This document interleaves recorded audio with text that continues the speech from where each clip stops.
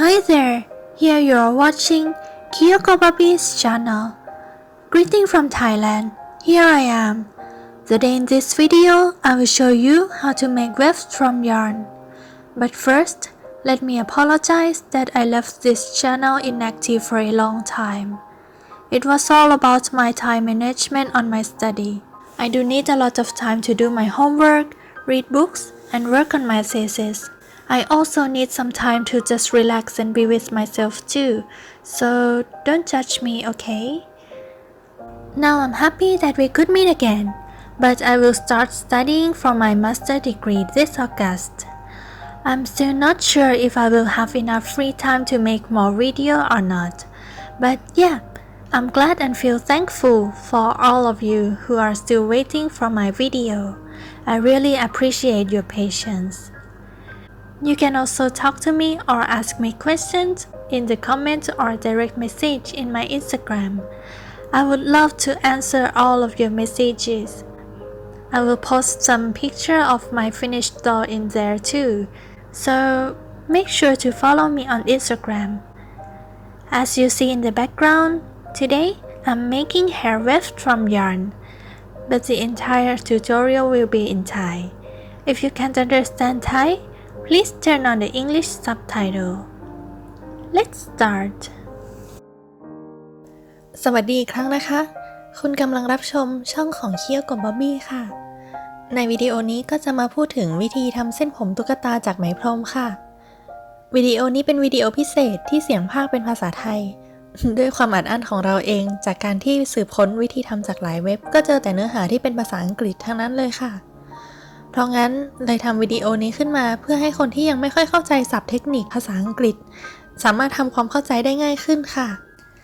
ก่อนอื่นเราจะมาเริ่มจากอุปกรณ์กันก่อนนะคะถ้าเราจะทำผมตุ๊กตาจากไหมพรมแน่นอนค่ะอันดับแรกที่ต้องมีก็คือไหมพรมนั่นเองเราใช้ของยี่ห้อ STC เพราะรู้สึกว่าหวีง่ายและเส้นผมที่ออกมาไม่ดูกระด้างหรือมันเงาจนเกินไปค่ะ 2. ไม้บรรทัดเอาไว้ใช้วัดความยาวของผมที่เราต้องการแต่ปกติแล้วไม่ว่าจะตัดยาวเท่าไหร่ผมที่ได้ออกมาก็จะไม่ค่อยยาวเกิน12 เซนติเมตรค่ะแต่ยังไงความยาวมันก็ไม่ได้มีกฎตายตัวเพราะงั้นจะใช้อะไรวัดก็ได้นะคะอย่างที่เห็นในนี้คือแผ่นพลาสติกเสียบแปรงสีฟันเราใช้ตัวนี้ในการวัดความยาวมากกว่าแถมยังใช้ช่องเล็กๆในการมัดไหมพรมด้วยค่ะ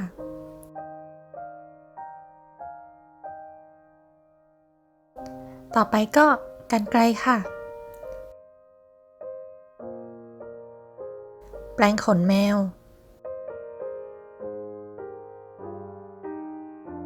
กาวลาเท็กซ์ผู้กันสำหรับใช้ทากาวแนะนำว่าเป็นแบบหัวแบนนะคะที่หนีบผม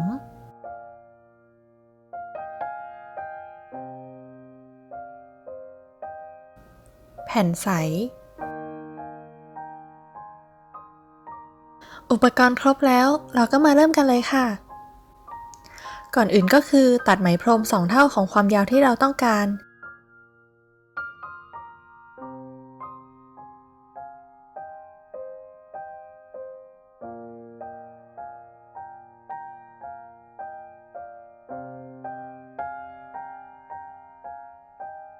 แล้วเอามามัดกับแผ่นพลาสติกที่เราเตรียมไว้ค่ะถ้าใครไม่มีสามารถใช้ตะเกียบหรือสามารถใช้อย่างอื่นได้ตามสมควรเลยนะคะ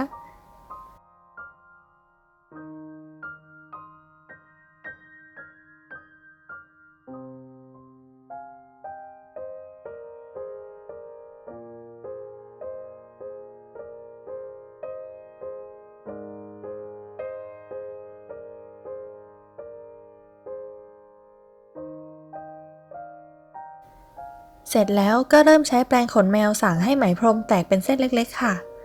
ค่อยๆสางไปทีละนิดจะทำให้ไหมพรมขาดน้อยลงนะคะขั้นตอนนี้ควรทำบนพื้นผิวเรียบและทนต่อการขูดขีดได้ดีค่ะ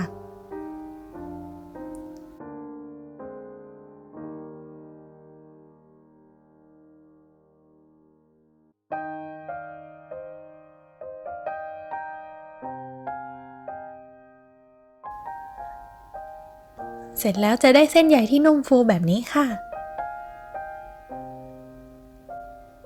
ต่อจากนั้นเราจะมาเริ่มหนีบให้เส้นใยของเราเงาสวยกันนะคะ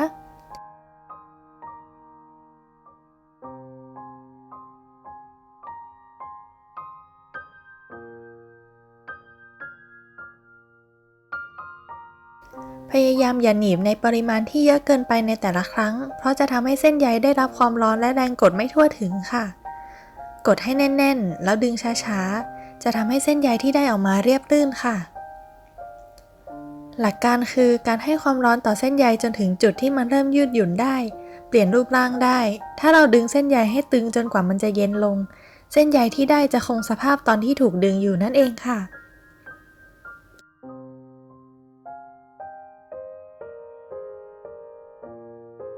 เพราะฉะนั้นถ้าเกิดดึงเร็วเกินไปเส้นใยที่โดนความร้อนจะหดตัวและทำให้หงิกงอสามารถแก้ได้ด้วยการหนีบซ้ำและดึงให้ช้าลงนะคะ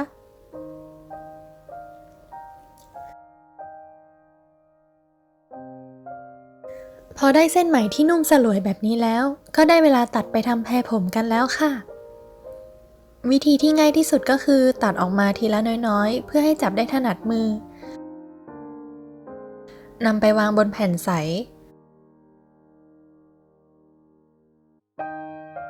แล้วป้ายกาวให้ทั่วค่ะ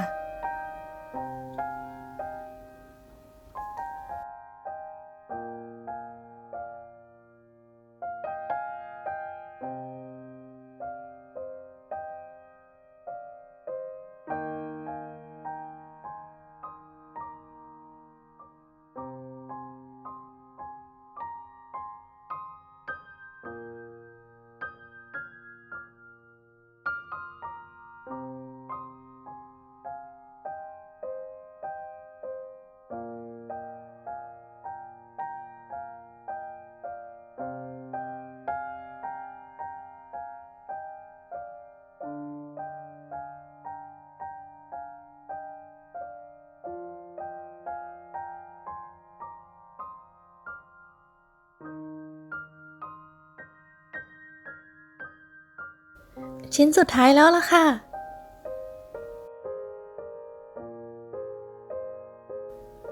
ในกรณีที่ตัดออกมาแล้วเส้นไหมเรียงไม่เท่ากันสามารถใช้ปลายอีกด้านของผู้กันมากดเบาๆให้เส้นไหมเรียงตัวสวยงามได้ค่ะ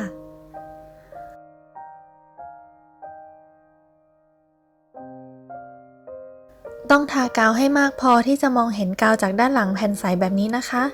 ไม่งั้นเวลานำไปใช้งานจริงพอหวีแล้วจะมีผมหลุดร่วงออกมาจำนวนมากค่ะหลังจากนี้ก็ทิ้งให้กาวแห้งสนิทดีจะสามารถลอกออกมาได้แบบนี้เลยค่ะ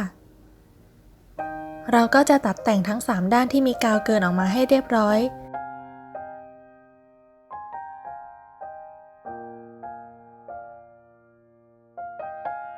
ท่านี้ก็เรียบร้อยแล้วค่ะเราก็จะได้แพรผมสำหรับใช้ทำวิกให้น้องตุ๊กตาของเรา